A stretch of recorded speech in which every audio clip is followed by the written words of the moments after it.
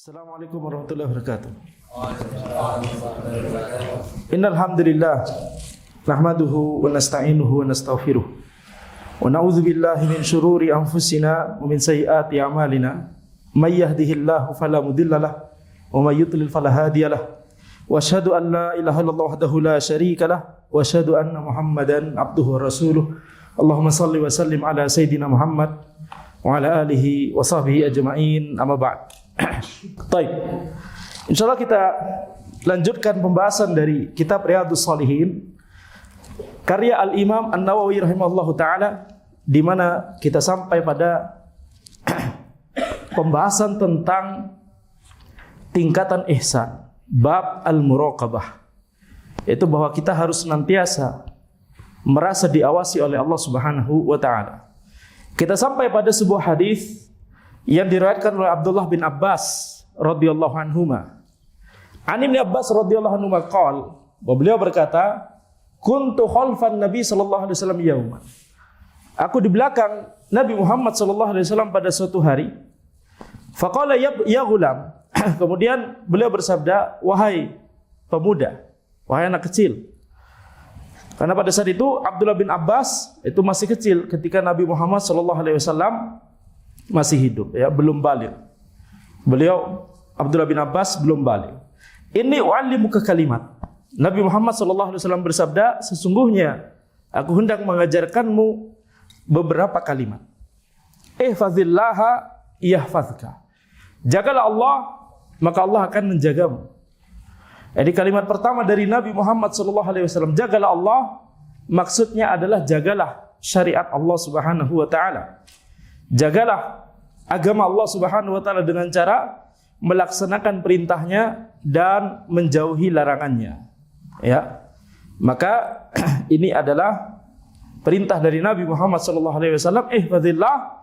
Kemudian ada lanjutannya, yahfazka. Allah akan menjagamu. Allah akan melindungi kita di dunia dan di akhirat. Allah Subhanahu wa taala akan melindungi kita dari berbagai gelombang syubhat dan syahwat. Allah Subhanahu wa taala akan memberikan keistiqomahan kepada kita. Allah Subhanahu wa taala akan memberikan keberkahan kepada ilmu kita kalau kita menjaga Allah Subhanahu wa taala, yakni menjaga syariat Allah Subhanahu wa taala. Kalau ilmu cuma dipelajari tetapi kemudian kita tidak mematuhi perintah Allah dan menjauhi larangan Allah, yakni tidak mengamalkan ilmu tersebut, maka Allah tidak akan menjaga kita. Kita tidak akan mendapatkan penjagaan Allah tersebut. Ini makna dari kalimat ini. Ya, jadi kalau kita misalkan yakni berbicara bab orang-orang yang ilmunya tidak bermanfaat baginya, walaupun berilmu secara di atas kertas berilmu, makanya nanti ada istilah ulama su, ulama yang buruk. Maka nanti ketika dia tidak menjaga agama Allah Subhanahu wa taala, Allah tidak akan menjaganya. Tidak akan menjaganya di dunia dan di akhirat, dan tidak akan menjaganya dari gelombang syubhat dan syahwat. Ihfazillaha yahfazka. Ya, maka ini adalah kalimat yang sangat dalam maknanya, diungkapkan dengan ringkas oleh Nabi Muhammad sallallahu alaihi wasallam, ihfazillah yahfazka. Kemudian ini juga termasuk dalam kaidah al-jaza' min jinsil amal. Balasan itu sesuai dengan amalannya. Amalannya apa, balasannya apa, itu sesuai dengan, itu terjemahannya banyak diterjemahkan demikian. Balasan sesuai dengan amalannya. Kalau di bahasa Arabnya, al-jaza' min jinsil amal. Balasannya sejenis dengan amalannya, sejenis. Jadi tidak hanya sesuai, balasannya sesuai dengan amalannya. Tidak hanya sesuai, tapi bahkan satu jenis. Ya. Contohnya misalkan hadis ini, ihfazillah yahfazka. Kita menjaga Allah, maka Allah akan menjaga kita. Menjaga Allah maksudnya adalah menjaga agama Allah, menjaga syariat Allah Subhanahu wa taala. Yakni bukan menjaga Allah, bukan menjaga zat Allah. Allah tidak butuh penjagaan kita. Justru kita yang membutuhkan penjagaan Allah Subhanahu wa taala. Makna dari menjaga Allah maksudnya adalah menjaga syariat Allah Subhanahu wa taala. Jadi balasannya apa, amalannya apa, satu jenis. Al-jaza' min jinsil amal. Ya, sama seperti misalkan dalam hadis, man salaka tariqan yaltamisu fi ilman sahhalallahu lahu bihi tariqan al-jannah. Barang siapa yang menempuh jalan untuk menuntut ilmu syar'i, maka Allah akan mudahkan dia jalan untuk menuju surga. Jadi balasan amalannya adalah menempuh jalan untuk menuntut ilmu, menempuh jalan. Balasannya adalah menempuh jalan ke surga, itu akan dimudahkan oleh Allah. Jadi al-jaza min jinsil amal, ya. Balasannya itu sesuai dengan amalannya. Ihfazillah tajidhu tujahak. Jagalah Allah, maka engkau akan mendapati Allah itu akan di hadapanmu. Jadi memberikan kita petunjuk, senantiasa menjaga kita dengan cara memberikan hidayah, memberikan petunjuk mana jalan yang benar. Di setiap harinya, di setiap saat, kita itu selalu berada di persimpangan jalan. Apakah kita memilih jalan yang sesuai dengan syariat Allah, atau kita memilih jalan yang bertentangan dengan syariat Allah Subhanahu wa taala. Kalau kita menjaga Allah, menjaga syariat Allah dengan cara melaksanakan perintahnya dan menjauhi larangannya, maka Allah Subhanahu wa taala itu akan menunjukkan kepada kita jalan yang benar. Membuat ilmu kita itu bermanfaat, membuat ilmu kita itu hadir pada saat kita membutuhkannya. Berapa banyak orang yang sudah belajar ilmu tentang agama Allah Subhanahu wa taala, belajar ilmu syar'i, masalah riba belajar, masalah ghibah juga udah belajar, masalah berbagai amalan kebaikan juga sudah dipelajari, tetapi tidak kunjung diamalkan. Yang haram malah tetap dilaksanakan, begitu ya. Padahal kita sudah tahu ilmunya. Yani ketika melakukannya, ilmu tersebut terlupakan oleh kita, seolah kita nggak pernah mempelajarinya. Maka ini ilmu tersebut tidak hadir, tidak dimudahkan oleh Allah untuk hadir pada saat kita membutuhkan ilmu tersebut. Ini musibah. Atau ilmu tersebut sudah hadir, tapi diri kita, jiwa kita masih berat untuk melaksanakan sesuai dengan ilmu tersebut. Nah, ini juga musibah. Nah, jadi ketika kita menjaga Allah Subhanahu wa taala, menjaga syariat Allah Subhanahu wa taala, maka Allah Subhanahu wa taala akan memudahkan kita ketika di persimpangan jalan tersebut, kita akan dimudahkan untuk memilih jalan yang sesuai dengan syariat Allah Subhanahu wa taala. Setiap kita mengambil keputusan, setiap kita memilih untuk melakukan sesuatu, hari ini kita mau hadir kajian atau mau rebahan aja misalkan, di setiap saat tersebut, itulah persimpangan jalan yang kita maksud dari tadi. Kita mau milih jalan yang sesuai dengan ketaatan, sesuai dengan syariat Allah Subhanahu wa taala, atau jalan yang merupakan jalan yang kita lalai dari panggilan Allah Subhanahu wa taala, atau bahkan jalan yang merupakan itu keharaman. Ya, jadi ketika kita menjaga Allah Subhanahu wa taala, yakni menjaga syariat Allah Subhanahu wa taala, ilmu kita akan dimudahkan oleh Allah untuk bermanfaat bagi kita. Ilmu kita akan dimudahkan oleh Allah Subhanahu wa taala untuk bisa kita laksanakan atau kita amalkan. Ihfazillah tajidhu tujahaka. Idza sa'alta fas'alillah. Kalau engkau meminta, maka mintalah kepada Allah. Jadi kalau kita berdoa, berdoalah hanya kepada Allah Subhanahu wa taala. Ini makna dari kalimat ini. Salah satu makna dari kalimat ini. Arahkan doa hanya kepada Allah Subhanahu wa taala. Berarti ini bermakna apa? Tauhid. Tidak boleh mengarahkan doa kepada selain Allah Subhanahu wa taala. Karena itu adalah syirik akbar. Berdoa kepada selain Allah adalah syirik akbar. Idza sa'alta fas'alillah. Jadi kalau engkau mau meminta sesuatu, maka mintalah kepada Allah. Jadi makna pertama dari kalimat ini, yakni doa. Doa itu harus diminta hanya kepada Allah. Maka ini menunjukkan apa? Menunjukkan tauhid.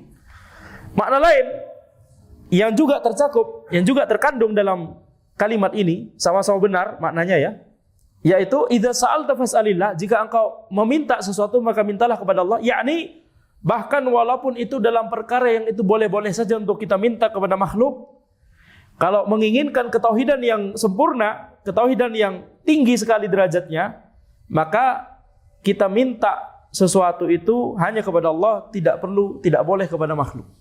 Walaupun sebenarnya boleh-boleh aja. Walaupun sebenarnya boleh-boleh saja.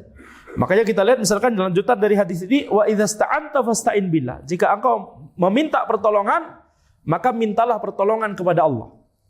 Kalau yang dimaksud minta pertolongan itu adalah minta pertolongan yang berupa ibadah, minta pertolongan yang disertai ketundukan dan pengagungan, isti'anah yang berupa ibadah, maka tentunya ini hanya boleh diarahkan kepada Allah. Itu makna dari iyyaka na'budu wa iyyaka nasta'in. Hanya kepada Engkau kami beribadah ya Allah, dan hanya kepada Engkau kami meminta pertolongan. Yani isti'anah yang berupa ibadah, minta pertolongan yang disertai dengan ketundukan dan pengagungan hanya boleh diarahkan kepada Allah Subhanahu wa taala. Jadi kalau minta pertolongan dari agar diselamatkan dari musibah, agar diangkat dari musibah, atau minta pertolongan untuk menginginkan ketika kita menginginkan hajat tertentu misalkan, maka itu hanya boleh diarahkan hanya kepada Allah Subhanahu wa taala. Mirip sekali dengan doa. Nah, karena ketika kita minta pertolongan kepada Allah, kalau kita minta pertolongannya dengan cara kita berkata-kata, yakni memohon kepada Allah, itu doa. Ini doa masalah istilahnya, doa yang kita panjatkan kepada Allah Subhanahu wa taala. Yani makna doa yang selama ini kita pahami. Tapi kalau misalkan isti'anah, minta pertolongan kepada Allah ini dalam bentuk yakni amalan kita sholat, kita bayar zakat, kita puasa Ramadan, kita haji jika mampu, dan amalan-amalan ibadah yang lain, itu pada hakikatnya kita minta pertolongan kepada Allah agar kita diselamatkan dari api neraka, agar kita dimasukkan ke dalam surga Allah. Itu pertolongan dengan cara amalan kita, betul tidak? Maka ini namanya doa ibadah, doa yang berupa amalan ibadah yang selama ini kita lakukan. Baik, jadi erat sekali antara dua kalimat ini. Idza sa'alta fas'alillah wa idza sta'anta fasta'in billah. Jika engkau meminta, maka mintalah kepada Allah. Jika engkau meminta pertolongan, maka mintalah pertolongan kepada Allah. Kalau itu berupa ibadah tadi yang disertai ketundukan dan pengagungan, maka itu hanya boleh diarahkan kepada Allah. Tapi ada makna kedua tadi, sama seperti kalimat sebelumnya. Minta pertolongan ada juga yang boleh kepada makhluk. Minta tolong panggilin teman di sana, kan seperti tadi, itu boleh, betul tidak? Itu kepada makhluk. Minta tolong ambilkan gelas, minta tolong ambilkan kitab misalkan. Itu adalah minta pertolongan yang mubah karena tidak disertai dengan ketundukan dan pengagungan. Maka itu hukumnya boleh-boleh saja kepada makhluk. Cuma di antara makna dari kalimat ini adalah kalau kita menginginkan tingkat keimanan yang tinggi, ketauhidan yang tinggi, maka minta tolong yang mubah itu pun jangan kepada makhluk. Hanya kepada Allah Subhanahu wa taala. Ini berat sekali. Makanya di antara sahabat ada yang mengamalkan hadis ini sampai-sampai ketika misalkan beliau sudah naik unta kemudian ada barangnya jatuh atau ketinggalan, nggak mau minta tolong sama orang lain. Turun sendiri, ngambil sendiri gitu ya. Jadi saking yakni mau mengamalkan hadis ini sesuai dengan makna kedua tersebut. Dua makna itu sama-sama tercakup di sini ya, sehingga yakni kita simpulkan makna pertama itu wajib mengarahkan doa hanya kepada Allah, mengarahkan pertolongan yang berupa ibadah itu wajib hanya kepada Allah, itu wajib. Makna yang kedua itu sunnah. Ketika kita minta sesuatu, jangan minta sesuatu kecuali kepada Allah, walaupun itu sesuatu yang mubah. Ini sunnah kalau kita laksanakan. Boleh kalau kita laksanakan kepada makhluk dalam hal yang mubah, minta uang ke orang tua misalkan. Ya. Jadi kalau kita mau mengamalkan hadis ini, kita nggak boleh minta uang ke, ini sunnah aja. Sunnah untuk tidak minta uang kepada minta sesuatu apapun kepada makhluk. Atau minta pertolongan sesuatu apapun kepada makhluk. Kalau kita lakukan itu, ini sunnah. Tidak wajib. Karena tadi kita katakan boleh-boleh aja untuk kita minta sesuatu atau minta pertolongan kepada makhluk, kepada manusia, asalkan itu masih dalam lingkup cakupan kemampuan manusia tersebut. Kalau minta sesuatu atau minta pertolongan kepada makhluk dan itu tidak mungkin dilakukan oleh makhluk karena itu merupakan perbuatan Allah Subhanahu wa taala, yang mampu melakukannya hanya Allah Subhanahu wa taala, ya maka ini pada hakikatnya adalah kesyirikan berbahaya. Dia minta tolong kepada makhluk itu karena dia meyakini, kemungkinan besar karena dia meyakini makhluk tersebut memiliki kemampuan yang tidak sama seperti makhluk yang lain gitu ya. Minta tolong dapat rezeki dari makhluk, minta tolong supaya musibah ini diangkat misalkan kepada makhluk misalkan, maka tidak ada yang bisa mewujudkannya kecuali Allah Subhanahu wa taala. Hal-hal tersebut hanya boleh diarahkan kepada, diminta kepada Allah Subhanahu wa taala. Baik, jadi ringkasnya dua kalimat ini, idza sa'alta fas'alillah wa idza sta'anta fasta'in billah. Jika engkau meminta maka mintalah kepada Allah, dan jika engkau minta pertolongan maka mintalah pertolongan kepada Allah. Ini dua kalimat ini masing-masingnya mengandung dua makna.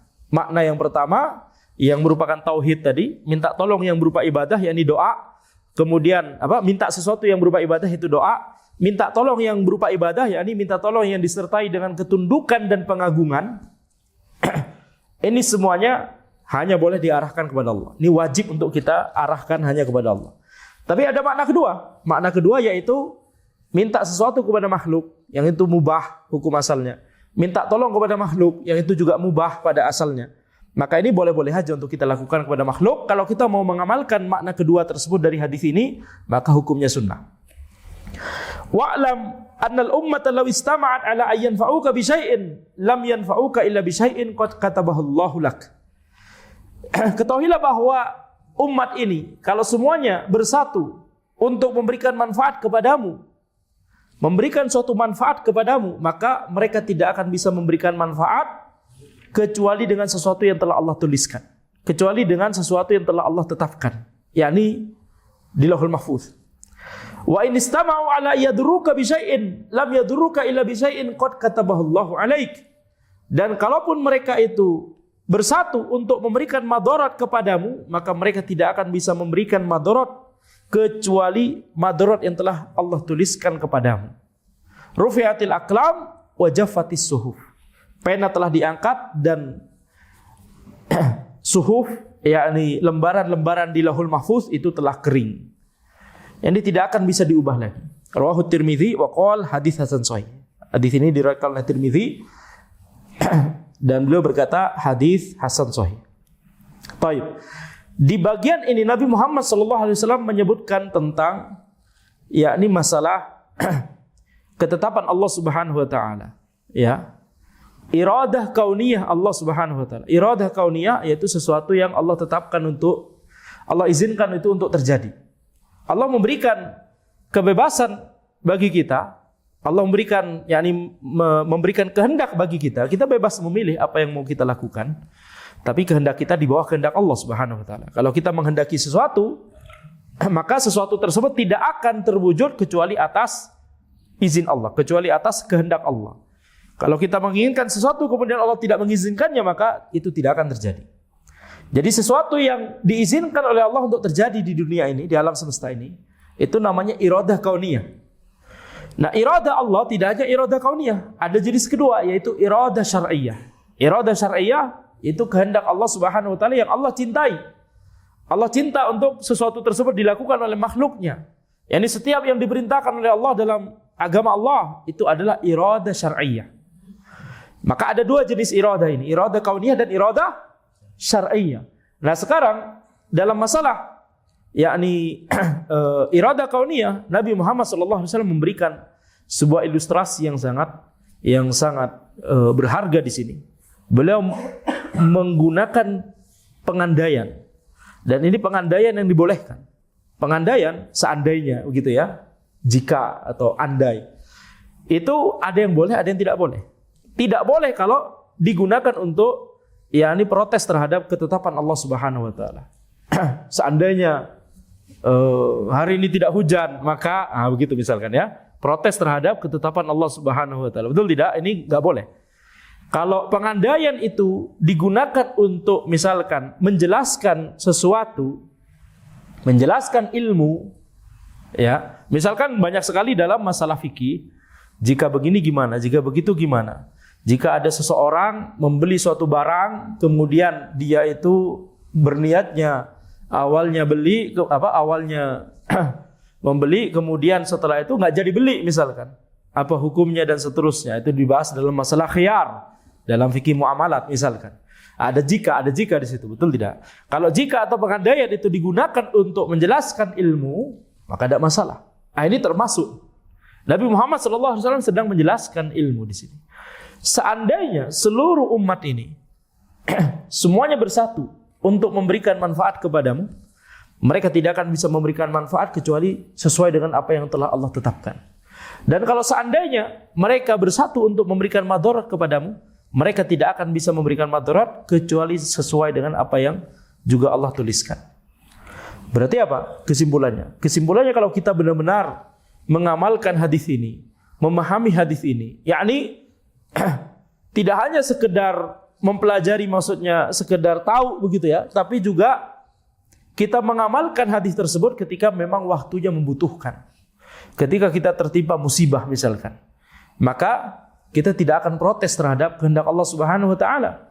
Ya, kita tidak akan khawatir misalkan ketika berdakwah kemudian ada gangguan dari orang misalkan, kita tidak akan khawatir karena apapun gangguan yang kita terima itu telah ditetapkan oleh Allah Subhanahu wa taala.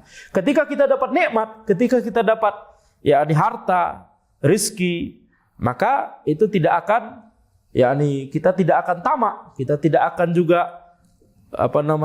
kufur kepada nikmat Allah Subhanahu wa taala, karena kita tahu bahwa setiap nikmat yang kita dapatkan itu bukan pada hakikatnya bukan dari orang, ya, orang itu cuma wasilah perantara saja, akan tapi itu adalah ketetapan Allah Subhanahu wa taala. Naam, kita harus terima kasih kepada orang yang berbuat kebaikan kepada kita, naam. Tapi kita jangan sampai lupa untuk bersyukur kepada Allah Subhanahu wa taala. Baik.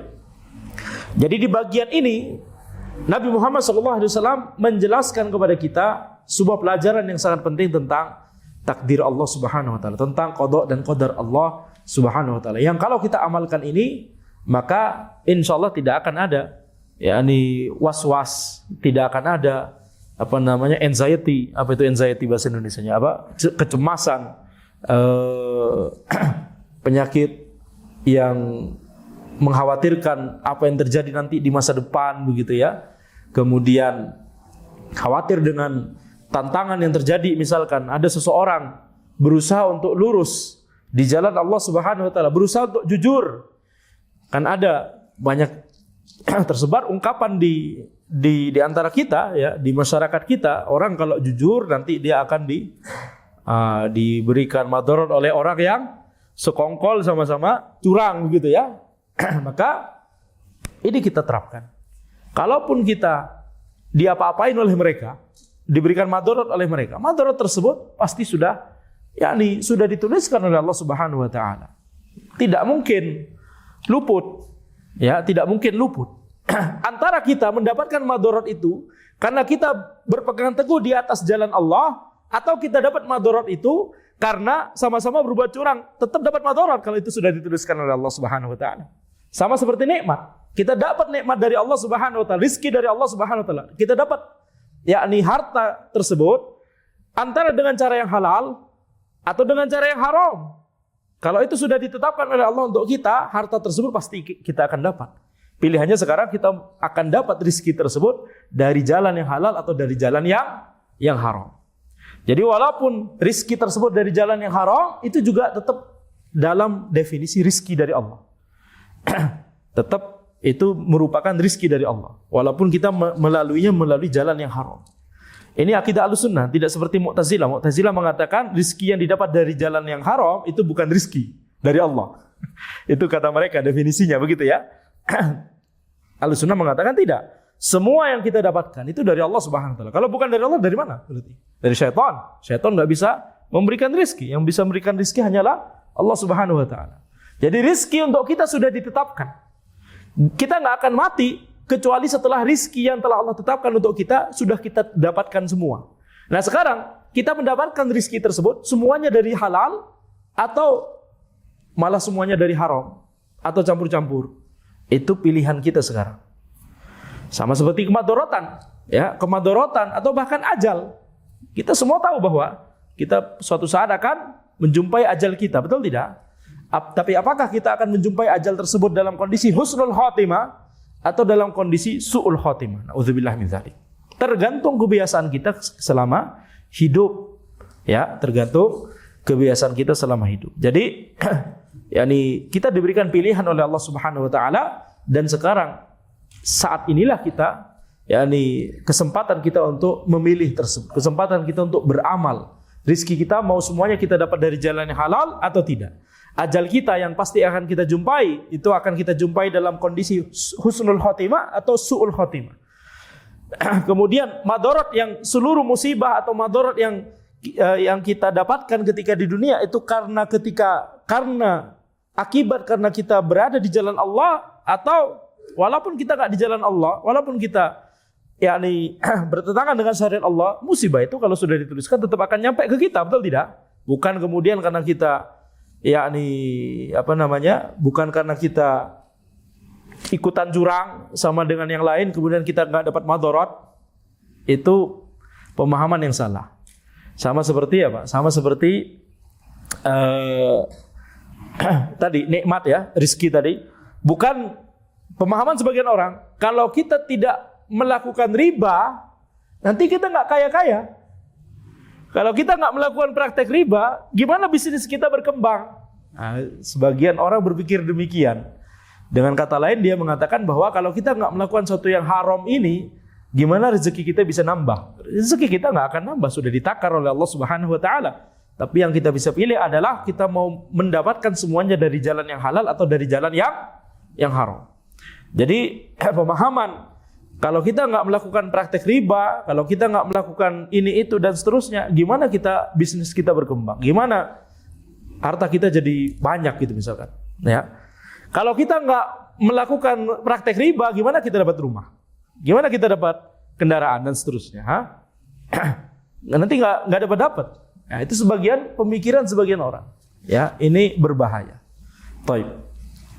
Wa fi riwayah ghairi Tirmidzi, wa fi riwayati ghairi Tirmidzi, dalam riwayat yang lain selain yang diriwayatkan oleh selain Tirmidzi, ihfazillah tajidhu amamak. Jagalah Allah, maka engkau akan mendapati Allah di depanmu. Ta'arraf ila Allah fi raha ya'rifka fi syiddah. Dan ingatlah kepada Allah ketika kondisi itu sedang mudah, maka Allah akan mengingatmu dalam kondisi susah. Jadi al-jaza' min jinsil amal. Allah Subhanahu wa taala akan menolong kita ketika susah. Yani makna pertama dalam kalimat ini, ketika susah kapan? Di akhirat, di alam kubur. Mudah kapan? Ketika di dunia.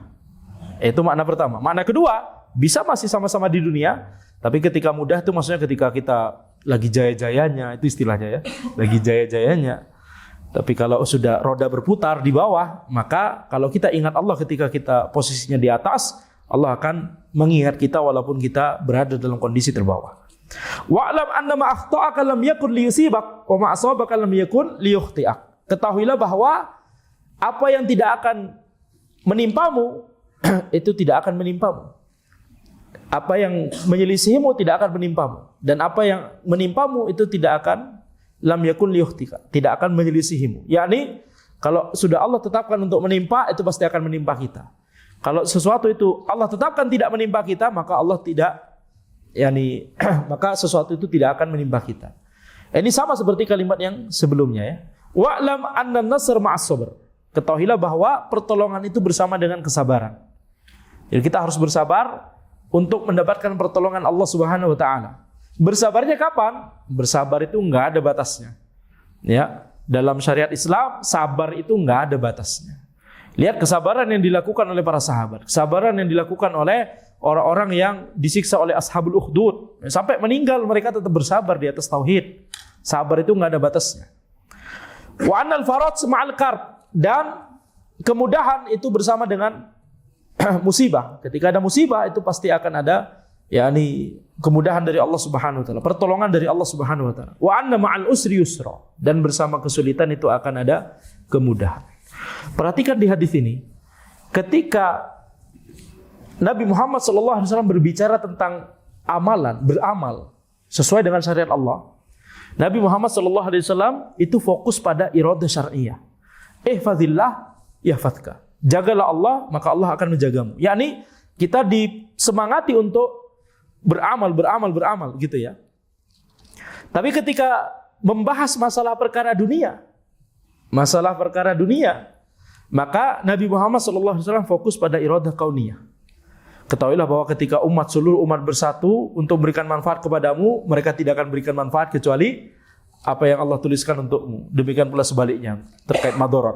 Ini fokus pada iradah kauniyah. Jadi kalau dalam masalah dunia, dalam masalah mencari harta, dalam masalah mencari rezeki, dalam masalah macam-macam tentang dunia, maka kita fokus pada iradah kauniyah.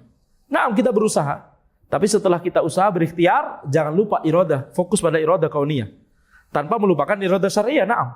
Tapi kita lebih menitik beratkan iradah kauniyah supaya apa? Supaya kita tidak galau, ya, supaya kita tidak bersedih ketika ada musibah kepada kita.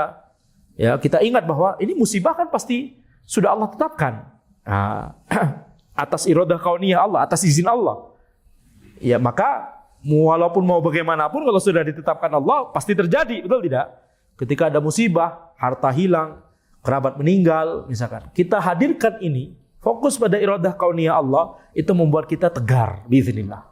Tapi kalau masalah amalan, fokus pada iradah syar'iyah. Ini amalan yang dicintai oleh Allah, maka lakukan. Kerjakan amalan tersebut. Ya, walaupun tentunya ada iradah kauniyah juga. Kita nggak akan melakukan amalan sholat itu kalau memang nggak tertulis juga di Lauhul Mahfuz, betul tidak? Tapi untuk amalan fokus pada iradah syar'iyah. Kalau masalah dunia fokus pada iradah kauniyah. Tapi dua-duanya tetap ada. Cuma mana yang dititik beratkan? Kita mengikuti apa yang dititik beratkan oleh Nabi Muhammad SAW di hadis ini. Masalah amalan ada iradah syar'iyah, ada iradah kauniyah, tapi titik beratkan iradah syar'iyah. Masalah dunia ada iradah syar'iyah, ada iradah kauniyah, tapi titik beratkan iradah kauniyah. Baik. Yani Nabi Muhammad SAW dalam perkara dunia tidak kemudian bersabda seperti ihfazillah yahfazka.